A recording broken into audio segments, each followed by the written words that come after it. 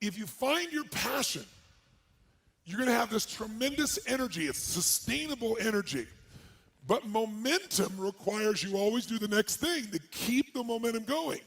And the reason you get yourself in a passionate place is so that you change your life, and the only thing that changes your life is making a decision.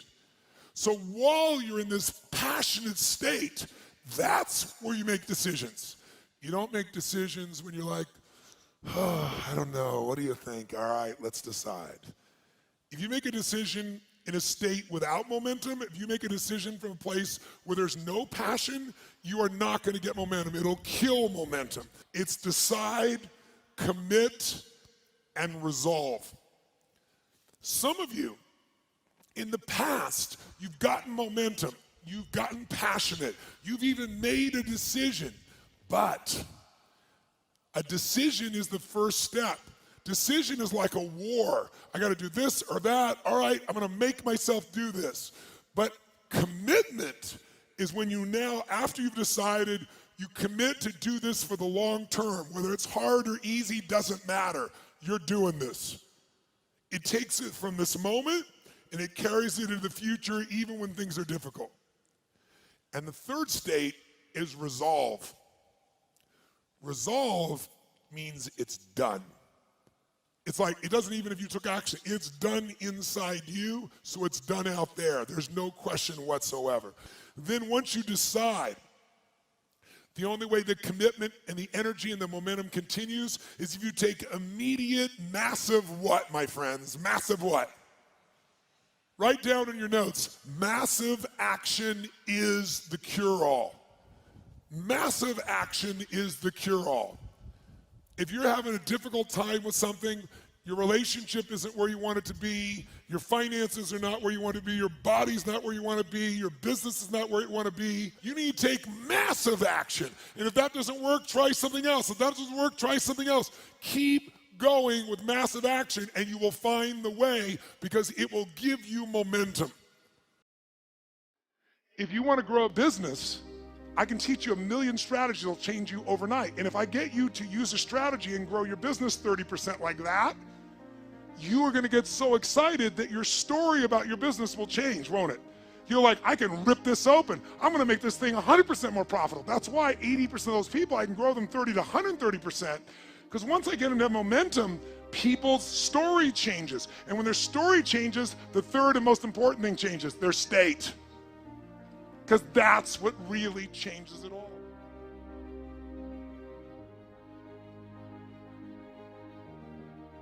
The ultimate question I'm always asking is, how do I help people to break through? The question is, what are you breaking through to? In essence, all of us at some level to feel alive have to always feel like we're growing. When people ask me, what does it take to be happy? I always tell them one word, progress.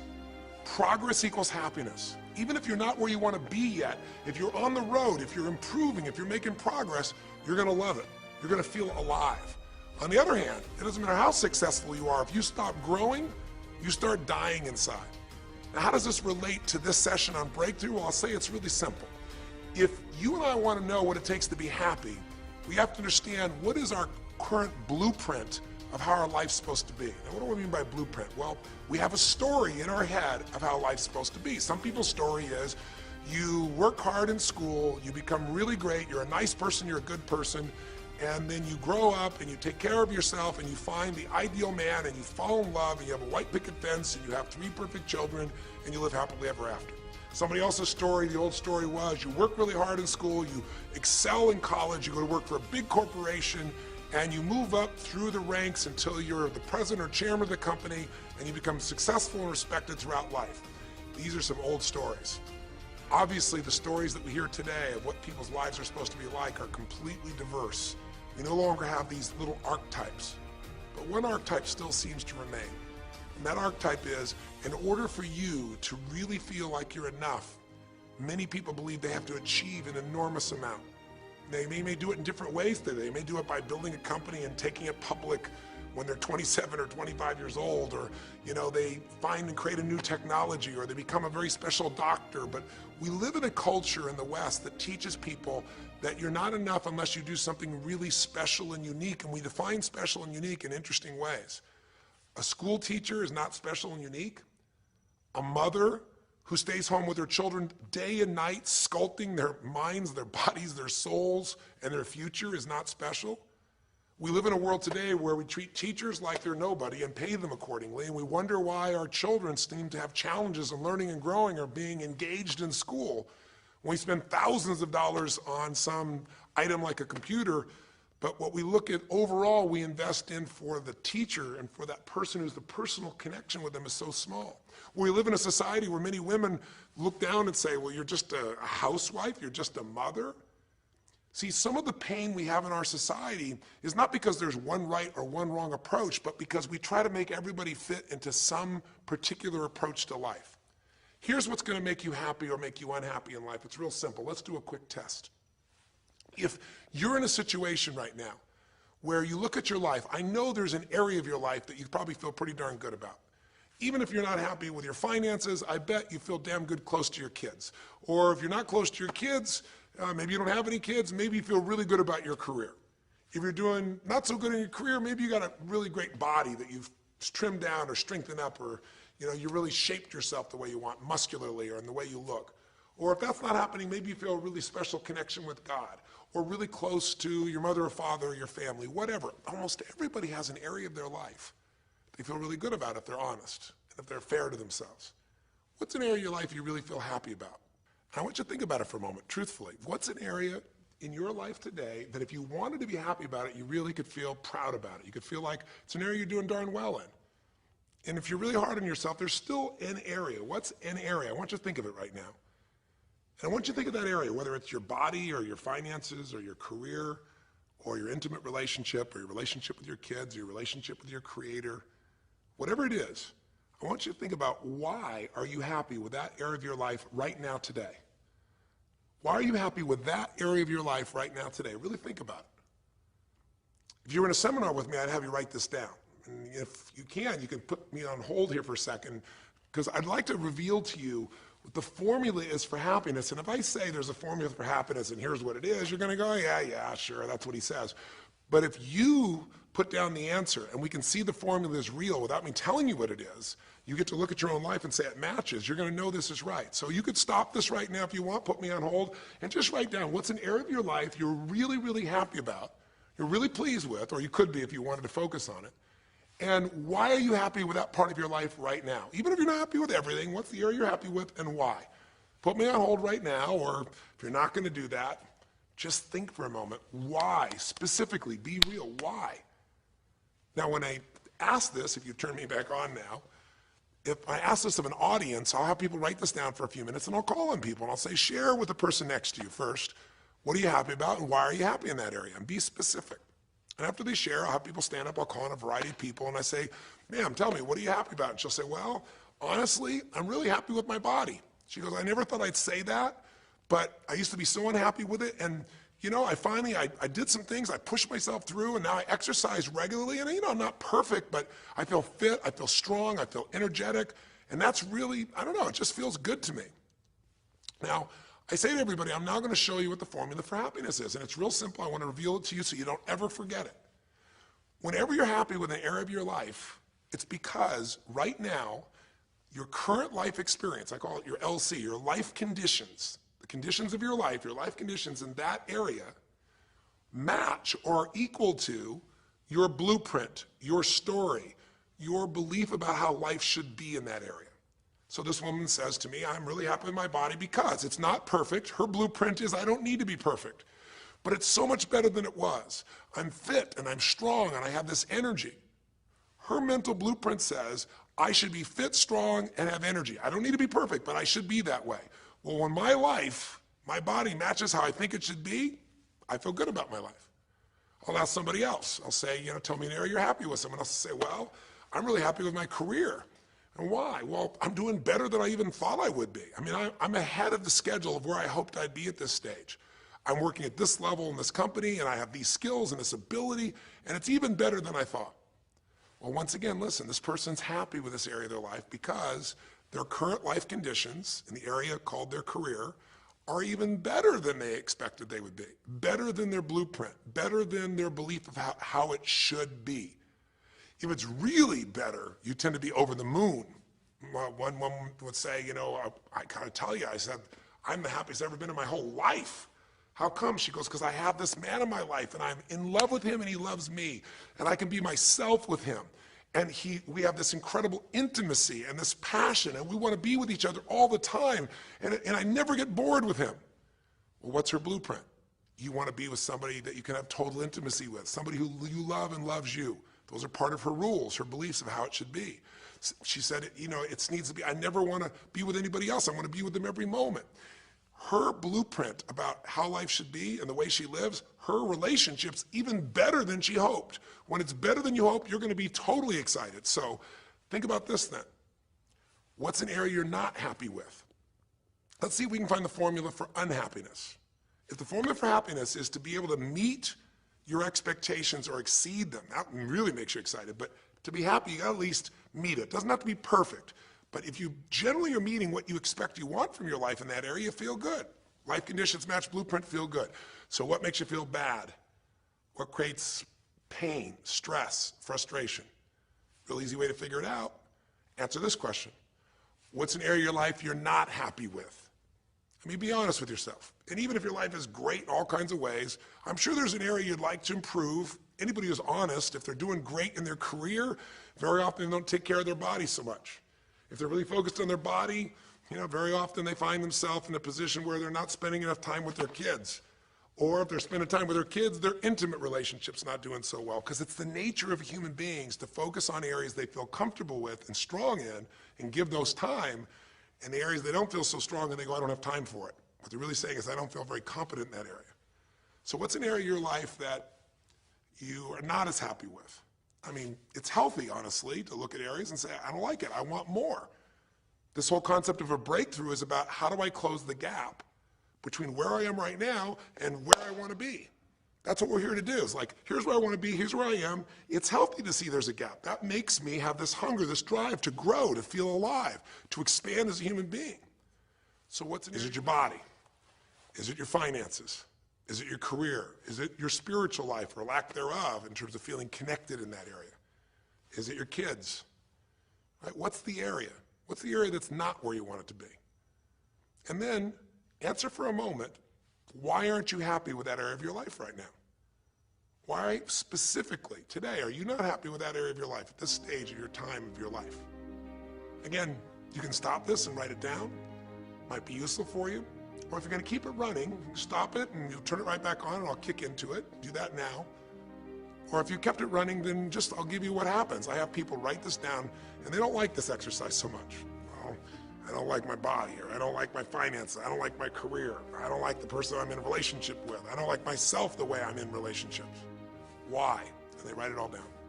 Have people share back and forth. I call on people, and the lesson's pretty clear. I tell people in advance, here's the formula for unhappiness. I'll show you before you do anything else. When your life conditions, the way you're living your life today, does not match, it doesn't equal your blueprint, your story of how it's supposed to be, then you're going to have disappointment, frustration, or pain. If your life is way different than the way you think it's supposed to be, you can have enormous pain. If it's a little different, you might feel stressed. Make sense? So people stand up and they say, tell me, what's the area you're not happy with? The person says, well, I'm really not happy with my finances. And I go, why? And they say, because I'm doing worse now than I was 5 years ago. I made mistakes in the market, and at this stage of my life, I should have this much money, and I don't have it, and I don't know how to change it, and it's making me crazy. And why are they crazy? You say, well, because they don't have their economic needs met. No, you can not have your economic needs met, and you can still be okay, but when you have an idea, this is what my need is, and I did the wrong thing, my life doesn't match how I'm supposed to be, that's when people get a little crazy. See, think about it. If you grew up taking care of folding your own clothes, making your own meals, going to the store, doing the grocery shopping, cleaning the bedroom, cleaning the house, vacuuming, taking out the trash, and you did that your whole life, then if you have to do that later on, you don't feel like you have economic pain because you don't have a maid. But if you grew up in an environment where everything was done for you, you never have to work, and now suddenly you have to work incredibly hard to just pay enough money to pay your bills, and all of a sudden food is building up, and the house is dirty, and your clothes aren't folded, and nothing matches, you might find yourself really angry and frustrated because you have a different story about how life's supposed to be than how it is. Someone else will say, well, I'll tell you why, because I'm in a situation now where, I'm 30 pounds heavier than I should be. Should be is the key word. There are people in all cultures who love being big. There are people that will walk around and someone else might think they're massively overweight, but they're going, I own this, honey, and they really, truly, they match their blueprint. Big is beautiful, because their idea is big is beautiful. I'm big, that's beautiful, matches my blueprint. Rock and roll, I'm happy as can be. Somebody else can look like a twig and be stressed out saying, I hate my body. Because their blueprint says I should be the skinniest thing on earth, and I'm not skinny enough. Am I making sense? When your life conditions don't match your blueprint, you're going to have pain. But here's when you suffer. When I ask people, who here has been through the dark night of the soul? Who's been here in a situation where you feel like life isn't worth living, or we feel like a pain that just will never go away?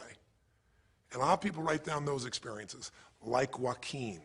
So you'll begin to understand what the issue is I'm talking about here. Joaquin, if you recall, was in a situation where this man felt like there was no reason to live. He couldn't work, he couldn't do anything, his life was worthless. Why did he think that? Because he had a blueprint. And his blueprint said, I need to be an NBA basketball player, at least a professional basketball player. I need to be able to make money and have this great lifestyle, because that's what makes me worthwhile as a human being. That's what makes my family respect me, my mother, my uncles, my aunts. I'm the successful one in the family, and I make the money. I support everybody. He's a good man. He didn't come just to be successful. He took care of his mother, his family. He tried to be an inspiration for people. Joaquin Hawkins is a man who was always going out on his free time and training kids and showing them the pathway to freedom, how they could play basketball and get free like he did and get out of the inner city. So this man was not a selfish man, but he knew this is the way to be worthwhile. This is the way to be able to give to people. This is the way to take care of your family. And all of a sudden, one night, what happened? That way was taken from him. He has a stroke. And in the middle of the night, his life conditions make it impossible to be who he has to be, or he feels like he's worthless. You get it? We have an identity. We have a story of how we're supposed to be. And if life somehow gets in the way of that story, we feel pain. But if we feel we have no control, that's when we go into suffering.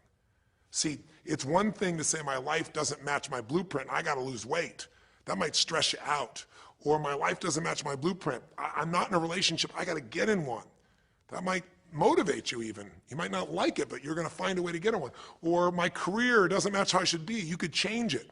But when you start believing that your life doesn't match your blueprint, and you have no control to change it, you're helpless, that's when people suffer.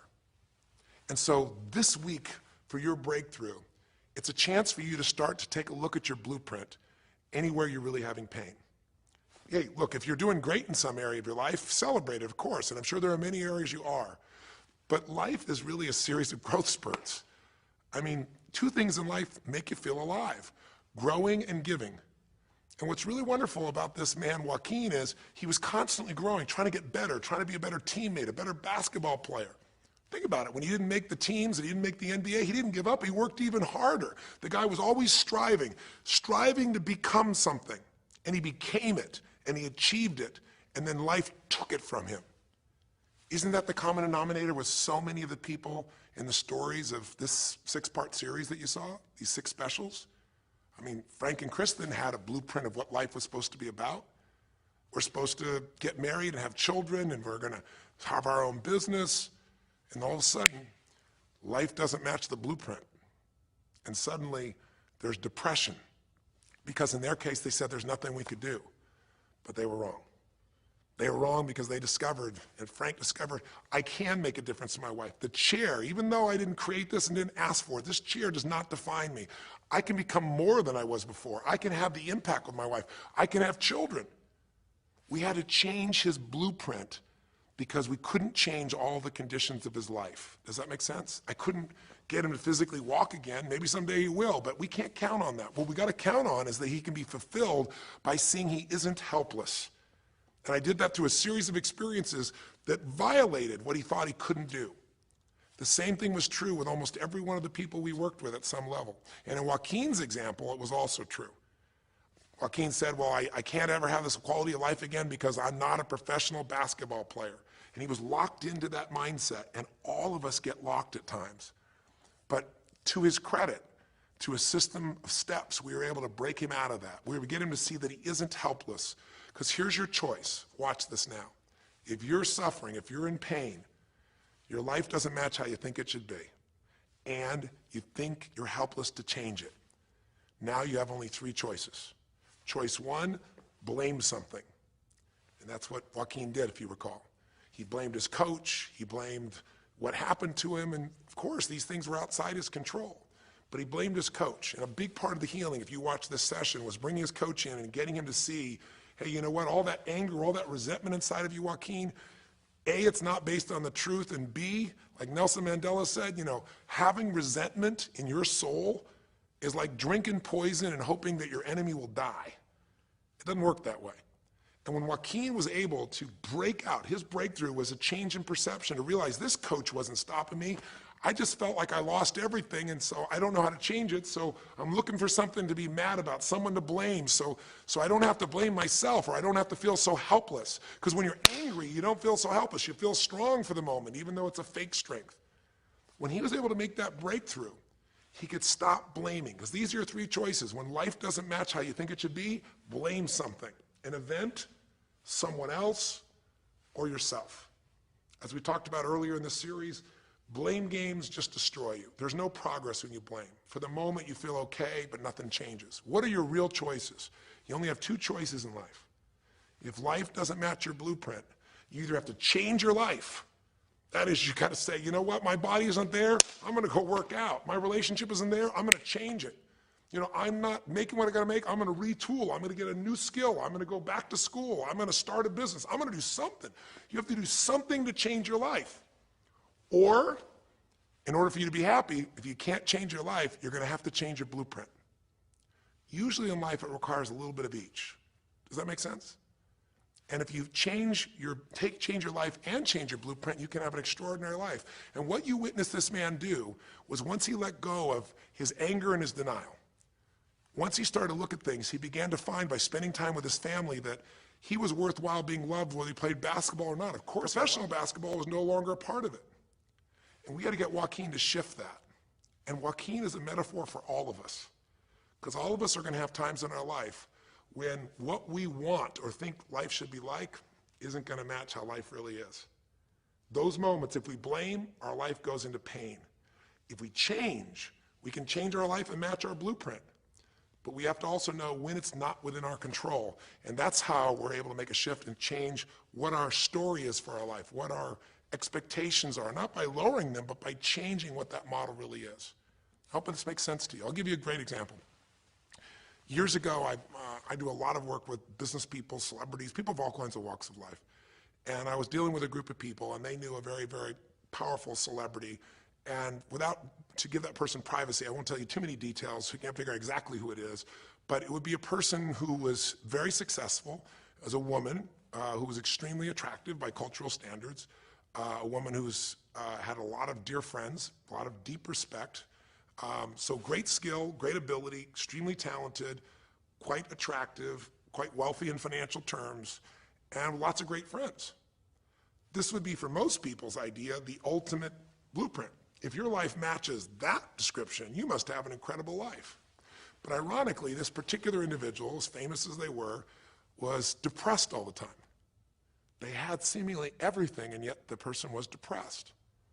How do you get depressed when you're smart, and you're strong, and you're beautiful, and you got great friends, and you're rich, and you're famous? Well, it's real simple. People said, I don't know what it is. Everyone's tried to help her. She's been through counseling. She's got all these different drugs. Nothing's working. She's taking antidepressants, and she's still depressed, which is not uncommon, by the way.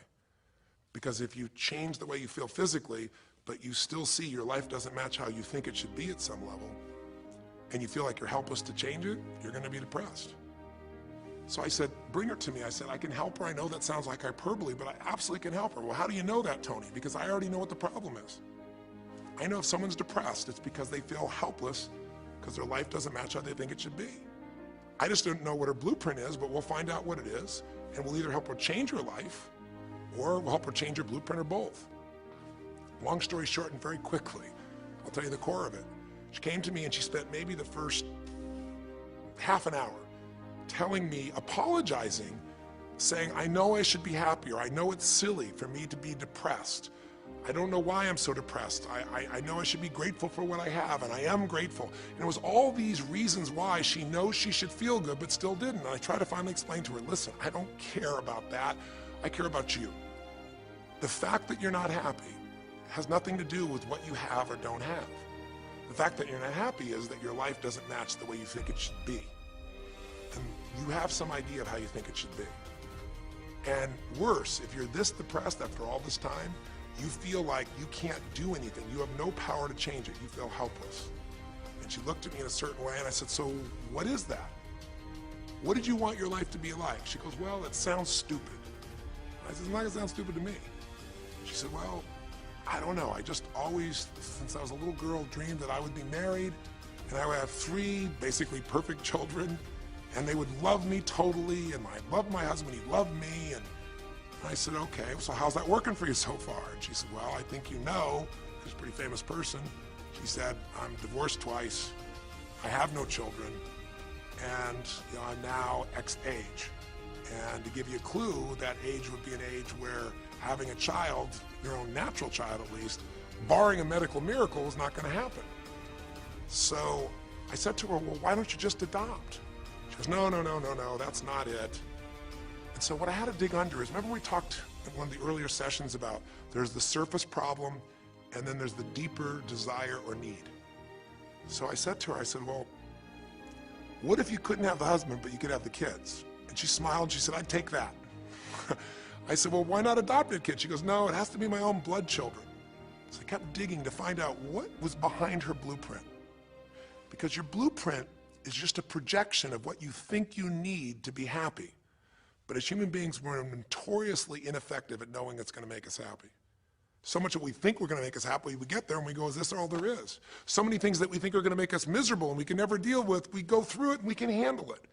We're not good at projecting these things. All kinds of studies will show this. So I said to her, well, what are you hoping to get from these 3 children? Why do they have to be your blood children? And she finally said, well, if they're my blood children, I know they'll always love me. They'll never leave me. What was she looking for? Unconditional love. She had this big blueprint that said, White House, picket fence, 3 children, perfect husband, all these different things. But what was behind that was a need to feel like she could have love that would be certain and wouldn't go away. So I can help her meet that need. So I said to her, I said, well, maybe one reason you don't have a husband is because every time you look at one, you're trying to figure out if he's going to get you those 3 kids in time and how that's going to happen. And maybe he feels a little stressed when you're looking at him this way because he can feel what's going on behind your bed, even if he doesn't know what the words are. And she started to laugh. She goes, I guess I've probably been that way a good portion of my life. And she goes, people wonder, why I'm so uptight. I said, you're uptight because you felt like you're running out of time trying to meet some picture. But I said, all you really want is love. I said, don't you have a lot of love in your life? Tell me about your friends. And gradually, I got her to start seeing this love that she was trying to get was already here. It didn't match the picture. Maybe we could paint a new picture of what life could really be like and make sure that picture met her deepest needs. That's basically what we did with Joaquin.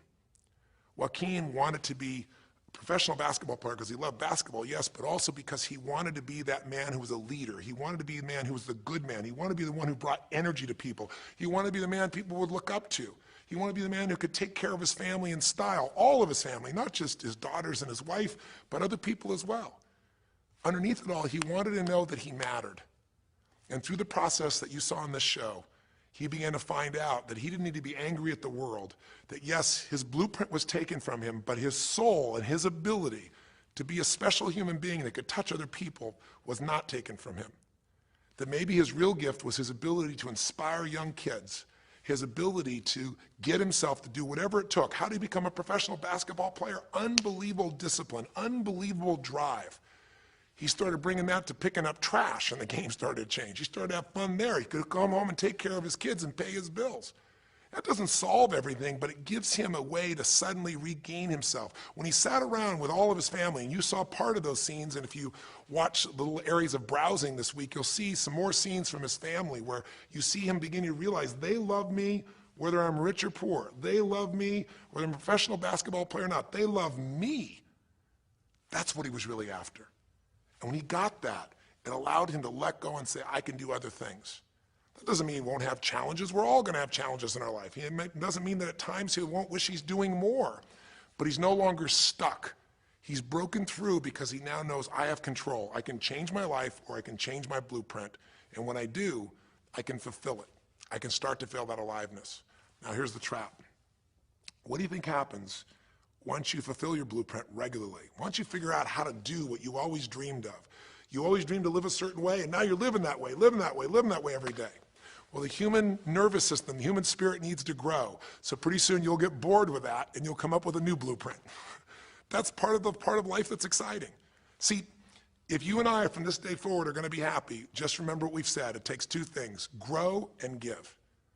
A meaningful life comes from growing, that sense of progress, and it comes from having life not just be about me, but about we, doing something that makes me feel connected to other people besides myself. That growth, that sense of contribution fills a deep spiritual need that we all have. If you are unhappy in your life, you got three choices, really two. Blame, that's not a choice, it's not going to work. Don't blame someone else, don't blame the event, don't blame yourself. Just figure out what you're going to do to change your life. That's my specialty. If you like my coaching or my team's coaching, come visit with us. Come to an event. Come get a coach. Come through a program, and we'll guide you through it more than just a few minutes like this, and we'll do it directly in an environment that'll shift you. Or change your blueprint. You're going to have to rewire what's going on inside, and that's what we focus on as well. So I hope this journey has been an interesting one for you. I hope it's opened up your eyes to what it takes to go from where you are to where you want to be. It takes changing your emotional pattern. It takes bringing presence to your life. It takes realizing you have no problems compared to somebody else and putting your life in perspective. It takes the ability to deal with those extreme stresses that happen in your life by questioning your limiting beliefs.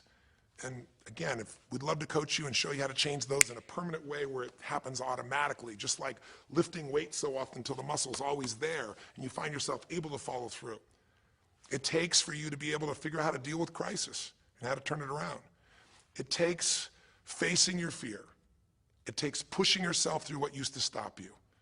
It takes putting yourself in a position where you connect to what's more important than just yourself, what you value than just yourself. And it takes, I think in this case also, the ability to realize that no matter what happens to you, you're more than that moment. You're more than the story you think you're supposed to be. And that even when you're not matching what you think you need to be, maybe there's a reason for that. Maybe you're having to find a different part of yourself that's going to fulfill you at a much deeper level. Sometimes failing to get your goal gives you your destiny. I can't tell you how many people I've known over the years who had an idea of what they thought their life was supposed to be like, and they didn't achieve it, and they felt miserable and upset and frustrated, and one day an opening happened, and they went, oh my God, thank God that didn't happen. I think it's Garth Brooks had a great song, and it's a song about when he was in high school and he was in love with this girl, infatuated with her, and she didn't even know that he existed. And he prayed to God every day that she would notice him, that she would fall in love with him. And then sure enough, she never did. He was so disappointed. His blueprint didn't match. His life didn't match it because she didn't even know he existed. And he felt this suffering. He could do nothing to turn it around. Well, 15 years later, he became a guy named Garth Brooks, somebody everybody knew, and he could rock, stadiums with his energy and his song and his music. And he goes back to be at his high school reunion. I think it was his 15-year reunion, if I remember correctly. I don't remember the exact year, but all I remember is he said he saw that woman that he was so obsessed by. He was looking forward to seeing her. And now he was Garth Brooks, and he met her. And after he met her and spent some time with her, he wrote a song called Thank God for Unanswered Prayers. Sometimes not getting your blueprint's the best thing that ever happened, because the disappointment drives you to find something more important inside of you. Or not getting it makes you look for another aspect of your life, a spiritual aspect, a family aspect. a physical aspect. If you can just trust that life doesn't happen to you, it happens for you, then you can find in any situation a benefit that can take your life to the next level. I don't care if you're Frank and Kristen. I don't care if you're, Mandy and Scott. I don't care if you're Joaquin and Kim. Every one of us in our life is going to face situations where it feels like we have total trauma, something that's been taken from us. The real question is, what are you going to do with it? Some people just live in their story of what they don't have, and they have the right to do that. If Frank and Kristen lived in pain and felt bad, we'd all say they have the right to do it. It's the difference between what you have the right to do and what you deserve to give yourself and others. We have the ability to transcend whatever happens to us. There's something called post-traumatic growth. Very few people know about it. Two people go through the same stress, one's destroyed, the other grows. What's the difference? The people that grow will not give up. They don't have any excuses. They find the way to break through whatever it takes. And when they do, three things happen. Number one, they realize who they really are and what they're capable of. They realize they're so much stronger than they thought they were. And number two, they deepen all their relationships. You want to know who really cares about you, who you love and who loves you? Go through some tragedy. Go through some hard times. All your Facebook friends go away. Your real friends, your real family shows up for you, and you show up for them. And it deepens your relationships. And the third thing happens, if you can push yourself through and break through whatever challenges life gives you, is each time you have a breakthrough, you get stronger. And it almost like builds a psychological immunity in you, where suddenly, all of a sudden, it's like stuff happens, you know stuff's gonna happen, and you're not scared of it anymore.